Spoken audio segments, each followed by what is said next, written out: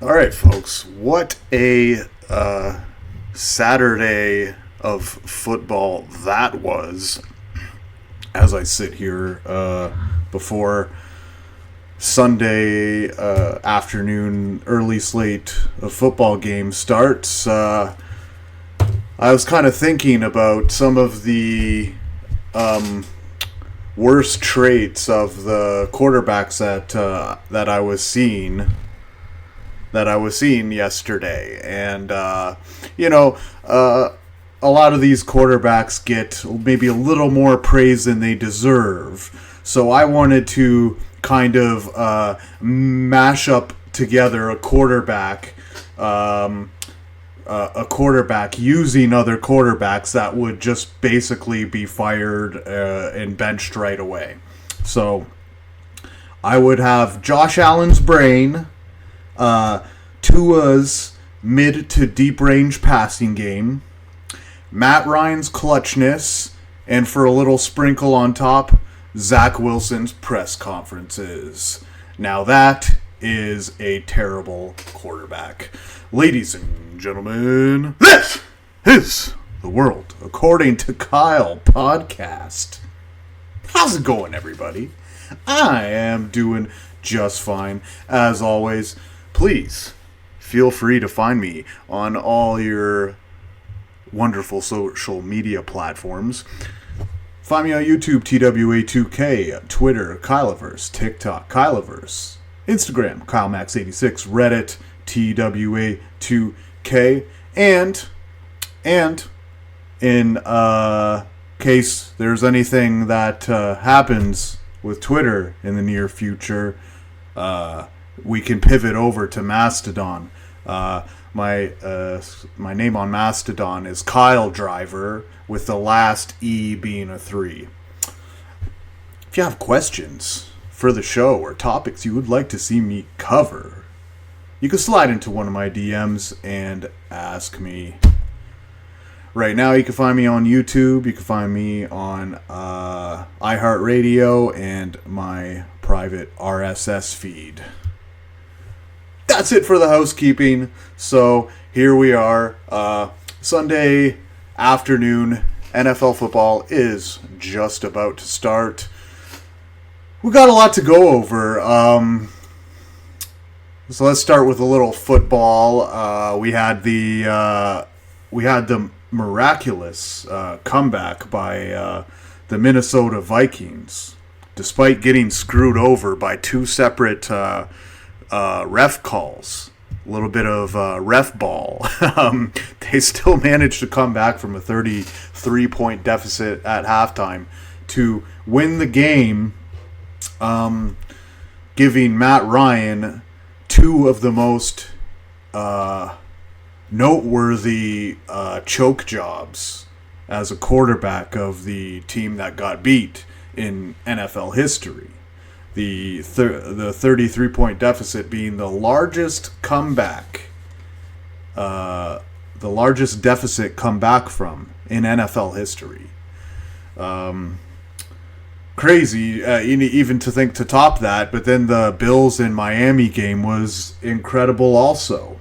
And I know there's a lot of dick riding going on about Buffalo and Josh Allen, and I'm sitting here as a Bengals fan with my 20-1 ticket to win the Super Bowl firmly in my clutch, and you know what?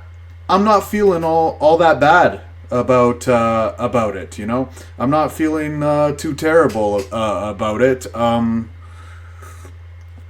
For as much praise as Josh Allen is getting, he has noticeable flaws.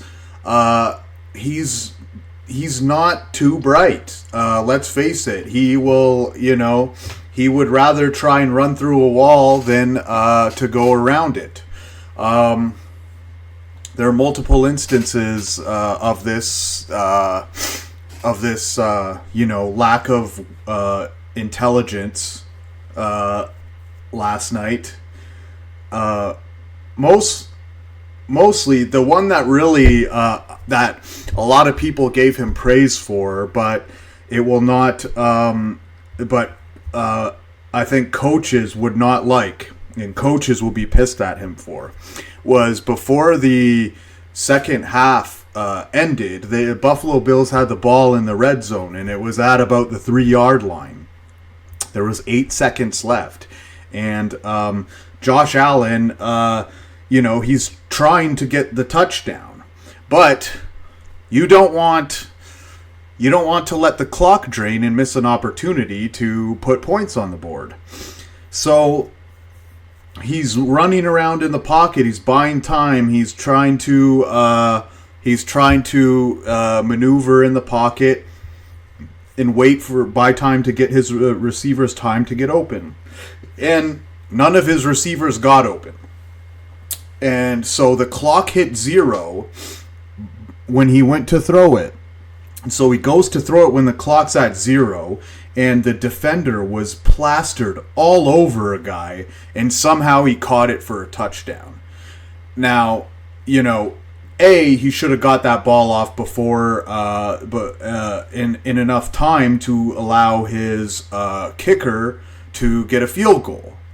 But he didn't, and none of his receivers were open, and he just so happened to place the perfect ball on right on his receiver, and the defender didn't get a hand on it or missed batting it away. But it's stuff like this that makes me, I'm not scared of anybody. I'm not scared of anybody in the AFC. I know we can ball with these guys on any given day.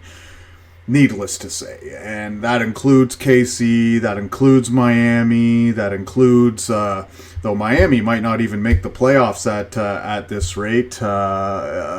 They're sliding very fast. So, I hope you guys tailed me. I hope you guys got your Bengals Super Bowl picks in hand, and we're feeling good. We're feeling pretty good about them, and the most competition we're probably going to face is in the AFC. People are pumping Philly's tires like they're the best team in the NFL, but they play against the shittier division. And let's say the second best team in the NFC, would they be the 7th best team in the AFC? Maybe. I don't know. Are the Dallas Cowboys, would they be the 7th best team in the AFC? I'm not so sure. I'm pumping my brakes on that. So overall, this is an incredible week of football ahead, and lots of things will be figured out after this week. We got a lot to go over besides football, so but excuse me if I have some brief interludes and commentary about the happenings in the NFL world. We got a great show for you folks. We got lots of shit to talk about. So for the last little football topic, I want to give a quick moment of silence for the death of Mike Leach. So let's have a quick moment of silence. All right, thank you. Because, Mike Leach, he was a college football coach who had just passed away, and I don't even think he's really all that old. He must have been in his 50s, and was just kind of one of these off-the-cuff football guys. Like, he was a football guy, and he implemented like highly offensive strategy to college football, which was very successful, known as the air raid. And he was one of the, if not the pioneer, a master of the implementation of air raid offense in the college system. Now, Mike Leach has had plenty of like great quotes and great life advice that if you if you get him in one of these off the cuff moments, that you hear something that's equal parts funny and true. But I wanted to say one thing about about Mike Leach that I think might go a little unnoticed, and it was something that I noticed about another prominent celebrity death. Now that would be the celebrity that I'm going to compare him to is Norm Macdonald. Now, what did Mike Leach and Norm Macdonald have in common? These are guys who did not really complain about dying or about death, and they knew they had issues happening, but they didn't really make a big deal about it. They didn't. You never heard about anything until they were dead, basically. And I find that very contrary to the norm. And I find it also compelling in that they were tough, right? But they didn't complain about the hands that were being dealt to them. And I don't know if it is done intentionally at all or not, but I feel like doing this and shifting the focus off of the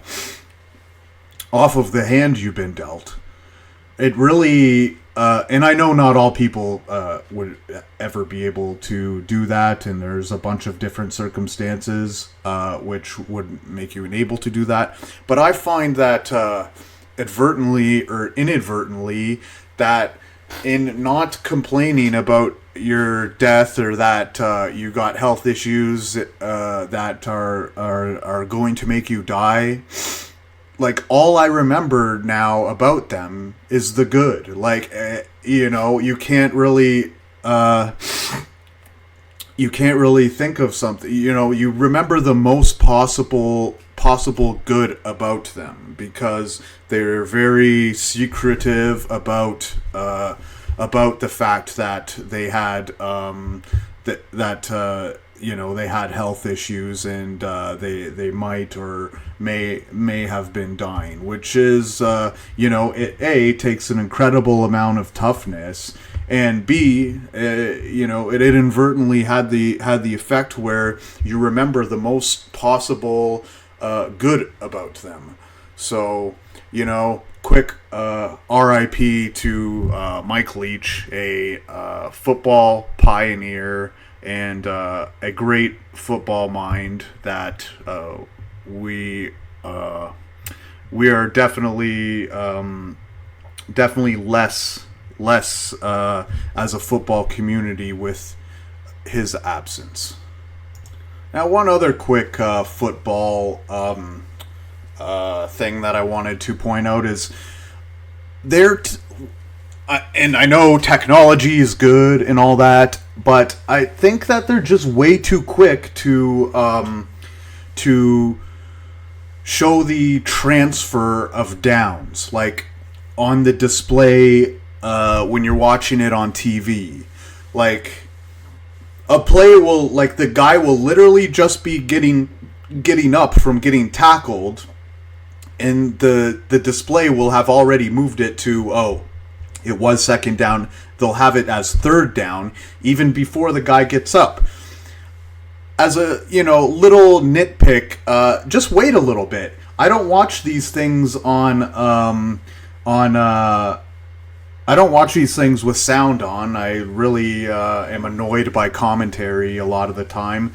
So you're just watching this, and I'll be watching multiple feeds, and you're just waiting for it to turn over, waiting for it to, like, give it a little bit of time before you flip it to before you flip the down. At least wait for the fucking players to get up or start to get in the huddle or something. You're just changing it too quickly, in my opinion. So, speaking of inadvertent things, I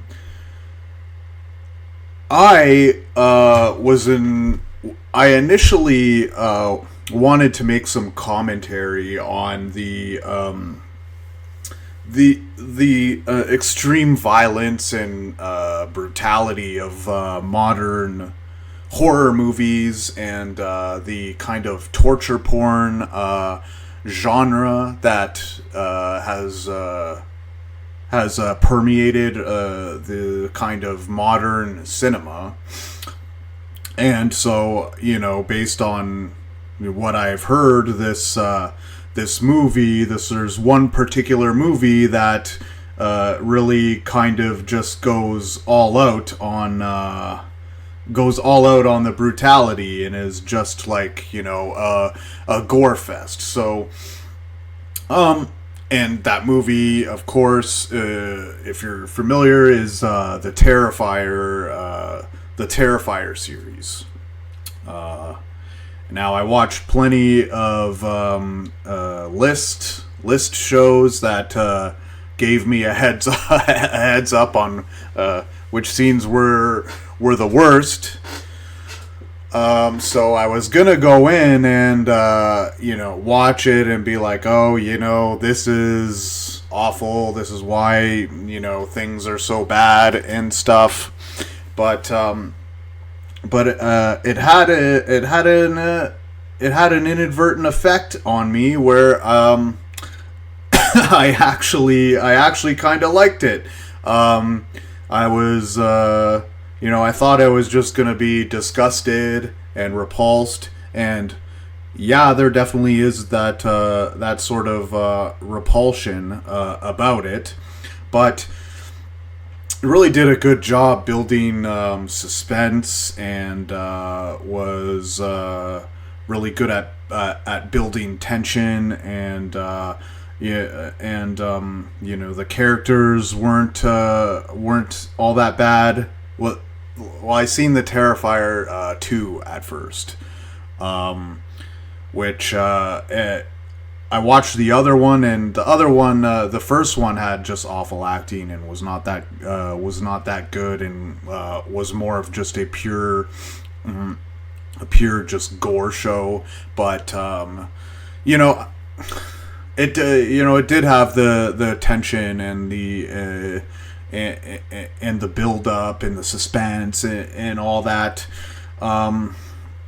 But it was a good horror movie series. I was definitely captivated by it. Now, I would not want to see that movie in theaters because I just need to pause and gather myself and build up the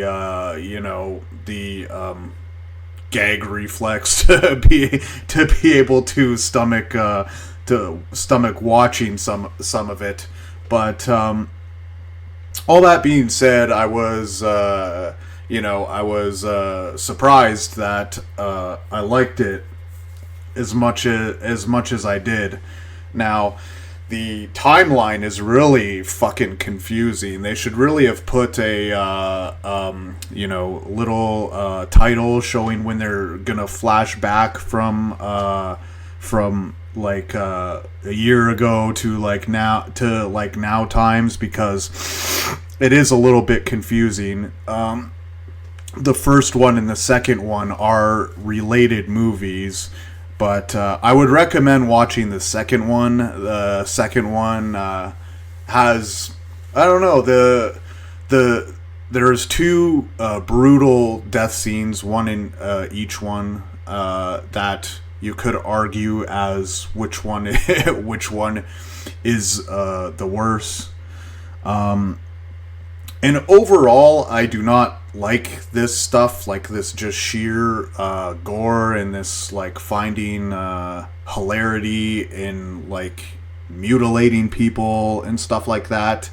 But that being said, Terrifier was done well. Another thing that I did like about it was that they didn't have Shannon Elizabeth with fucking D cups pretending to be in high school. They actually had either people in high school and grade school, or people that looked like that they were in high school or grade school. it's very real. It added just an element of realism to it. And yeah, if you got a weak stomach and you want it and you just want to check it out for shits, I would watch a second one because some of the acting in the first one and the dialogue is just really not that good.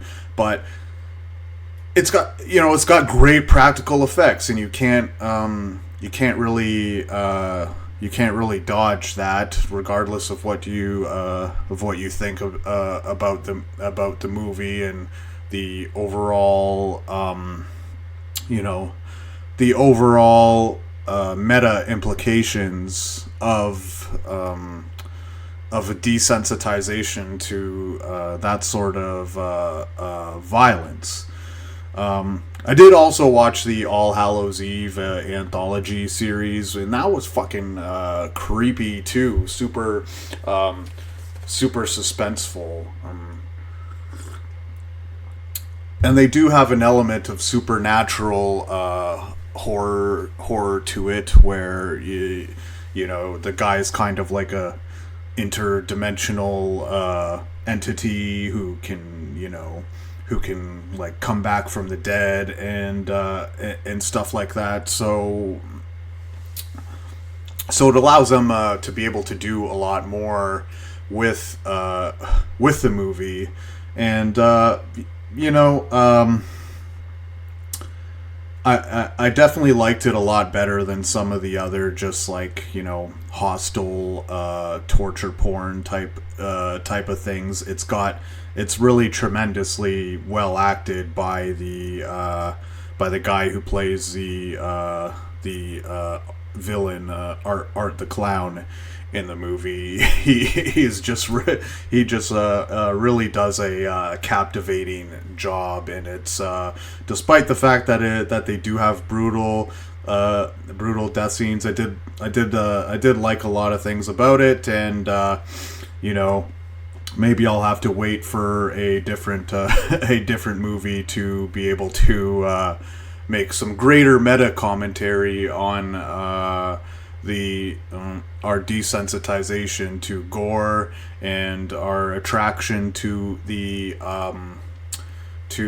lesser appealing aspects of horror movies instead of just tension and suspense and stuff like that. Like I find like a good example of a horror movie done really well is Hereditary. I thought that was really well done. While it did have brutal scenes of violence, it had a larger point and was very suspenseful and just and had really nice build up. Now, speaking of the meta implications of desensitization to, vulgarities and violence, I seen on Twitter a guy who was posting an airline. He was on a flight, and he had a fuck Joe Biden t-shirt or sweater on, and the airline told him he can stay on the flight as long as he turns it inside out, but they told him it was against their terms of service to have people wearing t-shirts with profanity on it. And the guy, of course, goes blah, blah, blah, freedom of speech, Constitution, all that, all what you would expect. And, this was kind of the point I was going to make about the horror movie. But, I mean, why do we gotta be such fucking trashy people? Why, like... This is a podcast, and you can subscribe to it or not subscribe to it. I do swear liberally, and that's just how it is. You have the option to not be subjected to my vulgarity. Someone on a plane who has kids around does not. It's like when I see these shirts of people out in public with, two-seater, and then one pointing to his head and one pointing to his dick. Like, why do we gotta be such just fucking shit trashy people? Like, this is, it's just so unnecessary. And you want to make the point about free speech. I mean, I get it. The government is not allowed to silence you, but it's different when you're using the services or inside a facility with provided by a private company. That's just it. And I made the same point with Twitter. As much as you might not like it, unless it is a public service, then they have the right to do the things that they do. And I will complain about it. And if it goes against their terms of service, or if it doesn't go against their terms of service, then I'll have an issue with it. Or if their terms of service are and their use of which are hypocritical, then I'll have an issue with it. But here's how I was I retorted some of these people who were like, freedom of speech, this is communism, yada yada yada. It's not. So if you owned a bar which had a large demographic of white people, and then a black or brown or Asian guy comes in and then starts addressing other people as Nazis or honkies or crackers. So if you think that the airline has no right to kick him out for his freedom of speech / expression, does that bar also need to allow this guy to stay because he has freedom of speech and expression? You see, it's just fucking silly, and it's just ridiculous, and people just need to stop being such fucking goddamn trash bags. And you're in a place with where there could be children. And just people who just want to go about their lives normally. Why do you gotta just make some sort of point using vulgarity? It's ridiculous. And even a lot of people who are right wing were saying, yeah, that's the airline has a right to not have you fly if you're doing fucking vulgar shit. And half of these people probably are against dudes wearing fucking women's clothes anyway. So just bizarre the point in history where we're at, where like people would not have put up with stuff like this before, and now we do put up with it and are super kind to people and allow them alternatives. Before, people would have just kicked your ass off the plane or kicked you out of a bar. Now we actually don't do this. We actually try to reason with you and say, hey, you're allowed to stay as long as you turn the shirt inside out or whatever. So, breaking news. Argentina has just won the World Cup. They beat France on penalty kicks. So they had the Maradona, the hand of God goal, which probably shouldn't have been counted. And Argentina, congratulations to them. They vindicated the the hand of God goal by winning a World Cup completely legitimately. They might have won otherwise without that hand of God, but I mean, what happened was that video technology was not great, and it was kind of just a call it on the field type of thing. And Maradona, who died a couple of years ago, punched the ball in instead of heading it. He tried to line up for a header and realized he was off, and then kind of punched the ball into the net, and that is what ended up being the game winner for Argentina when they won in '86, I believe. Now, moving on to the next topic. I have a new little interesting thing I've been playing around with, software that I've been experimenting with, and you've probably heard about this. It's been in the news. This AI software called ChatGPT. Pretty fucking cool shit, if I do say so myself. So this is gonna be the future of search engines, and this has only just started and is only in its infancy, and it is already significantly better at answering questions than typing something into Google. Now I was gonna say that I could easily see Google buying this company, but this is apparently a Microsoft project, or people working under the Microsoft umbrella. Now, I got a few examples loaded up in order to showcase exactly how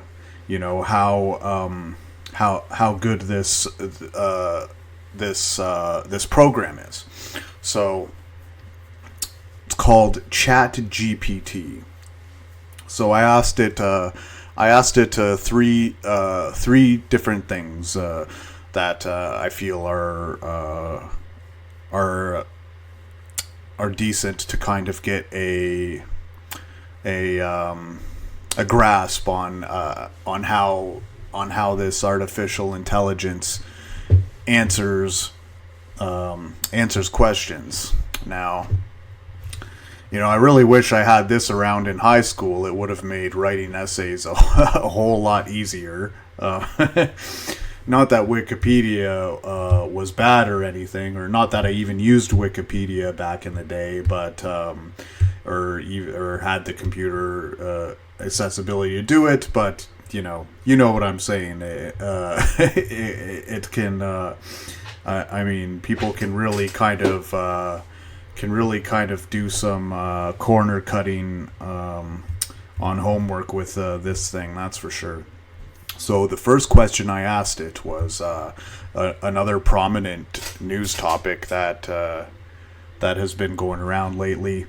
The nuclear fusion compared to fission, how we had a major breakthrough in nuclear fusion. So I asked this ChatGPT, why is nuclear fusion so much better? And so this is a response that it came up with.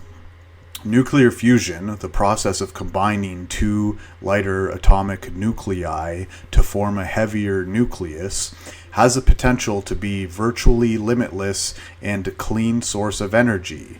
It is considered to be much better than nuclear fission, the process currently used in most nuclear power plants, for several reasons. 1. Abundance of fuel. The fuel for nuclear fusion, primarily hydrogen and its isotopes, is abundant and widely available on Earth. In contrast, the fuel for nuclear fission, such as uranium and plutonium, is limited and needs to be mined. 2. Safety. Nuclear fusion reactions do not produce long-lived radioactive waste, unlike nuclear fission reactions. This makes nuclear fusion a safer and more environmentally friendly energy source. 3. Energy density. Nuclear fusion releases significantly more energy per unit of mass than nuclear fission. This means that a smaller amount of fuel is required to produce the same amount of energy, making it a more efficient energy source. 4. Sustainability. Nuclear fusion reactions are self-sustaining, meaning they can control and sustain for long periods of time without the need to constantly add new fuel. This makes nuclear fusion a potentially sustainable energy source for the long term.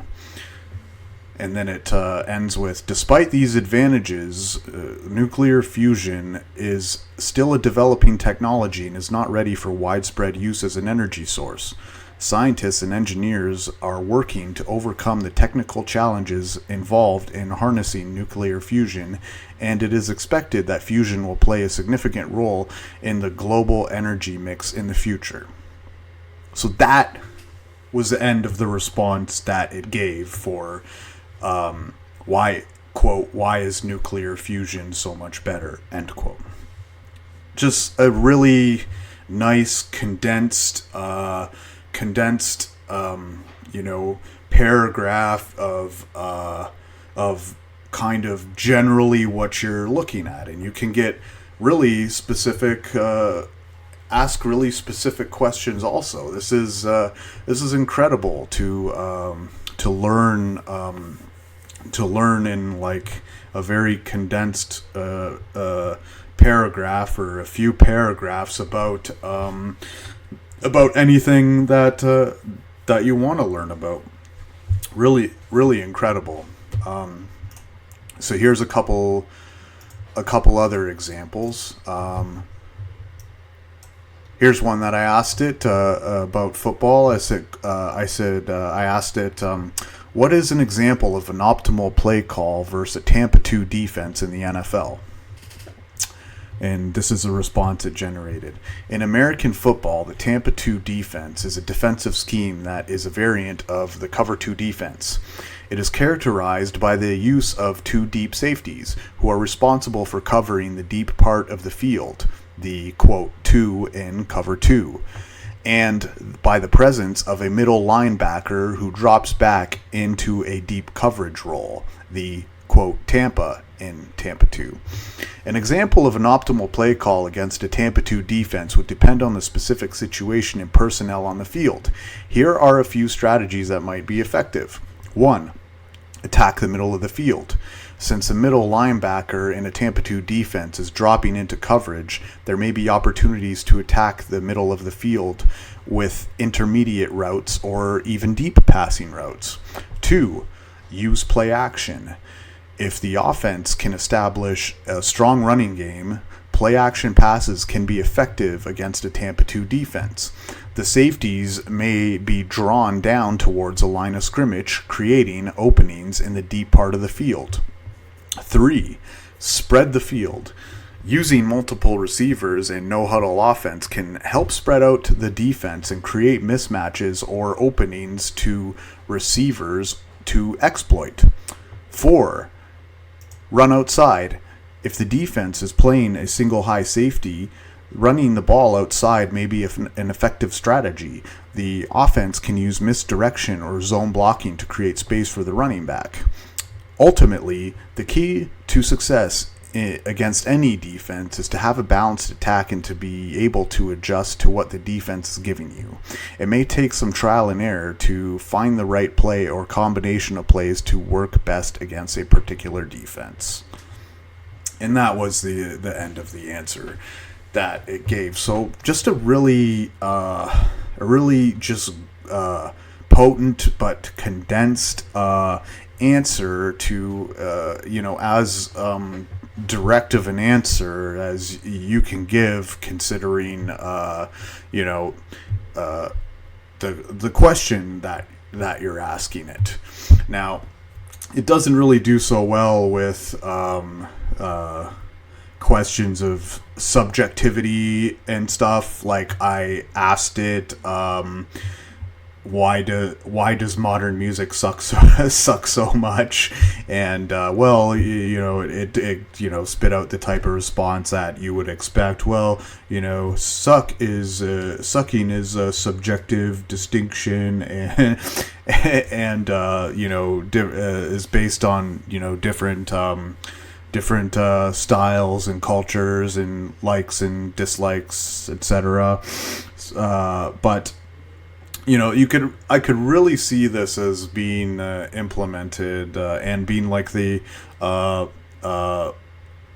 something we would use instead of search engines. Like search engines, I think we'll just use for websites and trying to locate companies and figure out about companies' own information. But this is just such a great resource to get a good understanding of a topic in a very short period of time, the most condensed information you possibly can get. Now, another one I asked it about was, I just recently was hearing about Basel III compliance in the financial system. Is related to economics. It was something that came up in a crypto video that I was watching, and so I asked the ChatGPT. I said, quote, what is Basel III compliance, end quote. And the answer that it gave: Basel III is a global regulatory framework for banks developed by the Basel Committee on Banking Supervision that sets out minimal capital requirements and other rules that banks follow to ensure that they are financially stable and can continue to operate in times of economic stress. The purpose of Basel III is to strengthen the resilience of the banking sector and reduce the likelihood of future financial crises. Basel III compliance refers to the process by which banks ensure that they are adhering to the rules and requirements set out in the Basel III framework. This includes maintaining minimum levels of capital and liquidity, as well as implementing risk management and governance practices that are consistent with the principles set out in the framework. Banks are typically required to report on their compliance with Basel III on a regular basis and are subject to supervision and oversight by regulatory authorities to ensure that they are meeting the requirements of the framework. Non-compliance with Basel III can result in regulatory penalties and other consequences for banks. So really great set of examples on all sorts of subjects, and really informative answers. Now this is mind blowing. This is the future of AI and artificial intelligence, and some people think it's a little bit scary, but I think we're longer away than people think of robots taking over the world. Now, in order for that to happen, we need something with organic intelligence that is inside of a machine that has at least minimum capabilities of the human body. It would have to be able to pass a Turing test. Now, even if you could create a machine that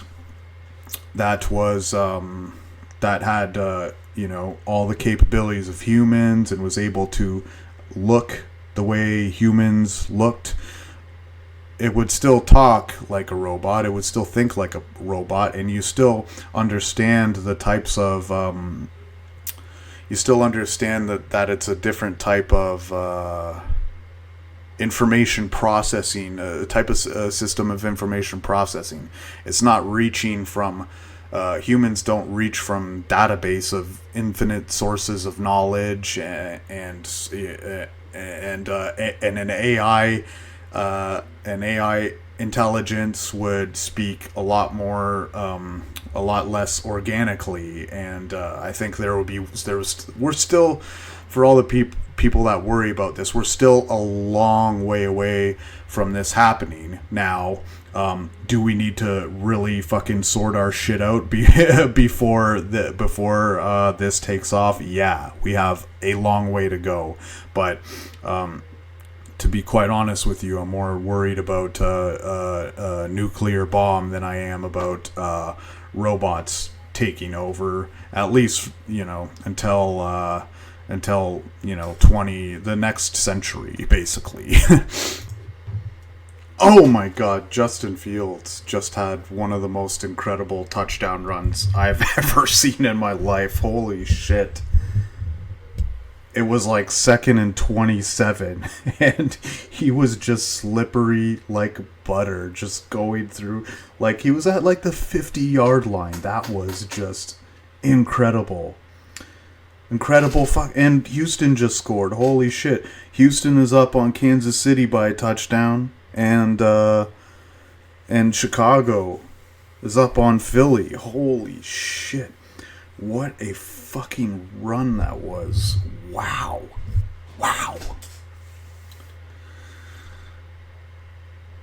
And it's, okay, it's been too long since we've had one of these segments, so it's time to bring it back. Ladies and gentlemen, this is a Tales from the Crypt. Oh! We gotta talk some crypto. It's been a tumultuous time for hodlers out there, some more than others. My positions were actually kind of even-ish until lately. They've gone from like 10% down to like around 25% down overall in my total portfolio. I haven't really sold anything. And we've had this, there's just a lot of bad vibes in the crypto market, but that means it's a great time to buy, and there's great buying opportunities depending on which asset you're looking at. That's how I look at it. But, I didn't get crushed as bad as a lot of people now. So the FTX thing, FTX collapsed, and it's just amazing that these things got propped up so big to begin with. A lot of this is just speculative speculation. It's just speculation, and these it seems like the companies, they're the only way they would have been able to have any sort of future would be if Bitcoin just kept going up and had no pullback. It's amazing that we're just seeing like a little bit of a pullback to a little bit of a regression to the mean on Bitcoin, and all these companies are collapsing. It's really amazing that they're this frail, and that they're this much of an extension cord plugged into itself, that a little bit of a pullback can cause this sort of crypto collapse. Are really you so delusional that you just kept if you were really so delusional that you just kept crypto, or kept thinking that Bitcoin was gonna shoot up to 100,000 to 6 figures per coin and higher, then you got what you deserved, and you didn't do enough research, or you are are in too much of an echo chamber, in my opinion. And there's a little bit of a false parallel between SBF and the Biden administration, where the Republicans are pointing out that SBF was donating to the Democrats, but he also donated to Republican parties an equal amount. He just did it under the table because, there's a lot of bad sentiment around the Republican Party based on their, embracing of hatred as an overall platform for their party. Now, I think just a lot of people just have an irrational belief in Bitcoin, and they're just like, oh yeah, Bitcoin's not doing so bad. It's like, if you followed me, you'll know that my portfolio is mainly comprised of ISO 20022 coins, and while we didn't have these major high upticks, we're waiting for the banks to get on board because we want to be on the bankers' coins. And, the ISO coins in my portfolio has largely not got demolished. It's down more than I expected, but, I'm not like losing, like, some people, FTT coin went down like 99%. And the writing was on the wall for this. Crypto had to get regulated. People were getting crushed, and at the end of the day, banks are going to end up using this technology because it will make them better. It will make them process payments faster, and it will be better overall for the banks to use this technology. So my rationale was that, I don't care if I have to wait 5 to 10 years. Now, I had some, while I had a lot into XRP and a lot is rolling on this XRP case, I think because I think there's price suppression involved in the XRP token, and that the banks are gonna be using the XRP token, which is my main reason for holding such a high percentage of my portfolio in XRP.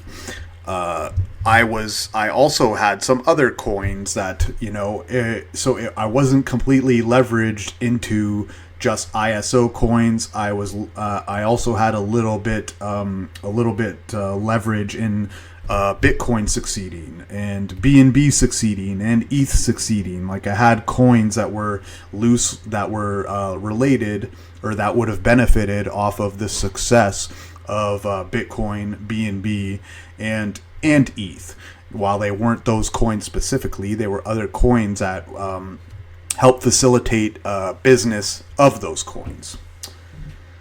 So, that was my long-winded way of saying that I hope you followed my advice, and I really hope you didn't get crushed, or that you didn't go over leveraged. And now, I'm really weirded out by this sort of by this bizarre attacking on XRP by MaxiPad Kaiser and Charles Hawkinson and a variety of other crypto influencers, because XRP is what's going to help legitimize crypto, and we want crypto legitimized. Now, I'm not against I don't want to say decentralized. I'm not against speculative crypto assets, and I think I think people take their own risk, and I took my own risk with the things that I do also. And if you're taking on speculation and crypto as a speculative play, that you are taking more risk. I have speculative plays. Libero, extremely speculative play that's very much dependent on speculation being good for crypto. So I'm not against speculation. I'm not against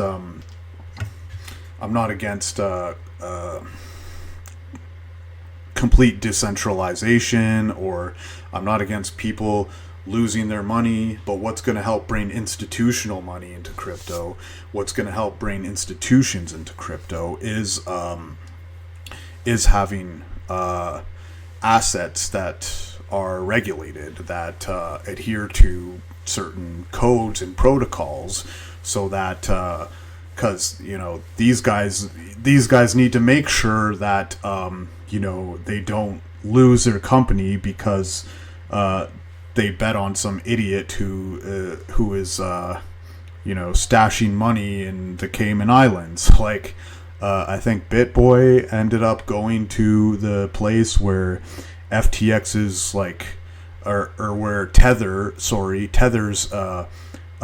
money was located, right? Where Tether's reserves are located, because Tether is a stable coin, which is supposed to be pegged 1-to-1 to the US dollar. And he went there, and it was just like a fucking closet. And there's no way there was like $60 billion that they would have needed to back Tether 1-to-1. So there's a lot of bullshit going around right now in crypto, and I want to take this out as an opportunity to tell everybody to get your money off of exchanges. I use a cold wallet. I think everyone should use a cold wallet, at least for your majority holdings. Maybe a hot wallet is okay as long as you have the keys to the private keys to said wallet. But get your money off of exchanges right now. The sooner the better. Do not wait on this. Make sure that that you're doing it, because it's a very volatile time right now. I'm not selling. I wanna buy those dips, and I have full faith in that by the time 2030 rolls around, that my positions will have paid off. So that's what you gotta do. If you gotta keep a little bit on, like maybe put a portion of your percentage onto into a wallet, into a hot wallet, and then the rest cold. And then when you want to make a trade, then transfer it over to the exchange. And a lot of heat is coming down on these influencers and Tom Brady and Larry David and the people who were promoting FTX, but they were just paid to do it. I mean, and this is not a crypto issue as much as it's a people issue, and that people are easily misled by other famous people. Now, when I want crypto advice, Larry David is not a guy I'm gonna be trusting his opinion on. And same thing with Tom Brady. If I wanted advice on how to be a better quarterback, then maybe Tom Brady. Or if I want how to keep my body in tip-top shape when I'm 50 years old, then yes, Tom Brady for that. If I want advice on how to write comedy or observational comedy, Larry David. If I want financial advice, I'm not going to Larry David. So that is much less a problem of them than it is our cult-like obsession with fame and famous people. And I love Larry David, by the way. I love Seinfeld and Curb Your Enthusiasm and his comedy. But I can compartmentalize the fact that I like that, and I like crypto, and I need a different person's opinion on crypto than somebody who writes sitcoms well. And I think just collectively as a society, we need to get this cult of fame thing, categorized a little bit better for our life decisions. It reminds me of a post that Elon Musk made where he was displaying the most followed or Twitter accounts, and the most followed Twitter accounts are some of the accounts that like post the least, and that's kind of where we're at as a or where the large majority of the society is at. The level that they're peaking at right now. So that's about it. That's all I got for you. I hope that you guys weren't too crushed by the crypto collapse. I mean, it's never too late to start investing in the ISO coins. I mean, you don't need to have you don't need to spend $10,000 on every single coin. As long as it gets up, as long as it gets up in price, like start buying some of these things that are going to be used for the future, and stop dumping so much money on speculative assets with absolutely no utility. So, until next time, ladies and gentlemen, that was the World According to Kyle podcast. Have a good one, everybody.